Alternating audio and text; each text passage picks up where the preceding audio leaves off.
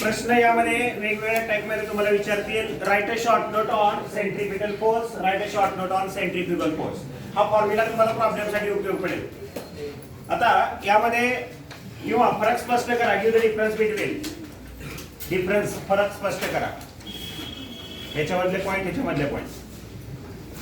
किंवा what you know about. तुम्हाला काय माहिती आहे त्याच्याबद्दल centripetal force. What you know about centrifugal force. 9 वेळा बोर्डला आतापर्यंत विचारलेला प्रश्न आहे.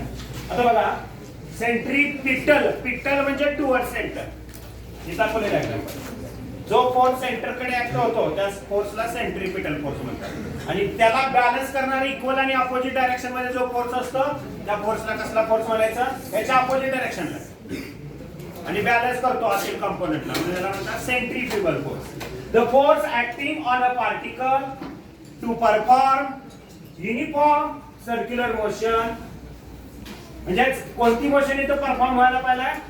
UCM uniform circular motion. आणि तो फोर्स कुठे ऍक्ट होतो टुवर्ड्स द सेंटर.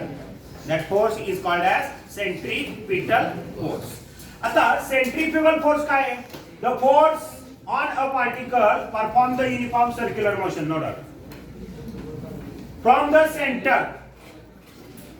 कसा आहे तो अवे. हा कुठे आहे टुवर्ड्स. जो फोर्स सेंटर कडे ऍक्ट झालाय आणि हा कुठे झालाय अवे सेंटर पासून दूर. Away from the centre. आणि कोणत्या डायरेक्शन मध्ये अपोजिट डायरेक्शन. कुणाच्या सेंट्रीपिटलच्या. त्या फोर्सला सेंट्रीफ्युगल फोर्स म्हटलं. म्हणजेच काय आपण लिहू शकतो. दुसरा पॉइंट काय. The force acting towards the centre to perform the body uniform circular motion. That force is centripetal force. आणि हा कुठे आहे मग acting away from the centre. त्यानंतर तिसरा पॉइंट इथं निगेटिव्ह आहे इथं पॉझिटिव्ह आहे. हा सेंटर कडे ऍक्ट होतो. काय फॉर्म्युला आहे mv square upon r is equal to minus mr omega square. हे कसं आलं माहिती आहे का. बघा v इज इक्वल फॉर्म्युला काय r ओमेगा आहे बरोबर. आता फॉर्म्युला काय f is equal to mv square upon r आहे. आता v ची किंमत r ओमेगा आहे. जर v स्क्वेअर काय होईल मग r स्क्वेअर ओमेगा स्क्वेअर. हे तो वापरा. काय होईल m v square sorry r square omega square upon r. एक r ला r कॅन्सल होईल म्हणजे काय राहतंय mr ओमेगा स्क्वेअर. म्हणून इथं आलं मायनस mr ओमेगा स्क्वेअर. आता हे निगेटिव्ह आहे तिकडे काय येते positive. Centrifugal force is equal two plus mv square upon r is equal two plus mr omega square. आता फोर्थ पॉइंट बघा. याच्यामुळे बॉडी कोणती मोशन परफॉर्म करते युनिफॉर्म सर्क्युलर मोशन परफॉर्म करते along the circumference of circle.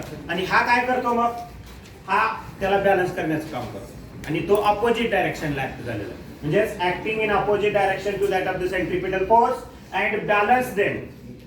आणि काय करतो तो न्यूटनचे गतिविषयक जे नियम आहेत ऍक्सेलरेटेड फ्रेम ऑफ रेफरन्स याच्या संदर्भातले जे नियम आहेत हे नियम ओबे करण्याचं काम कोणता फोर्स करतो सेंट्रीफ्युगल फोर्स.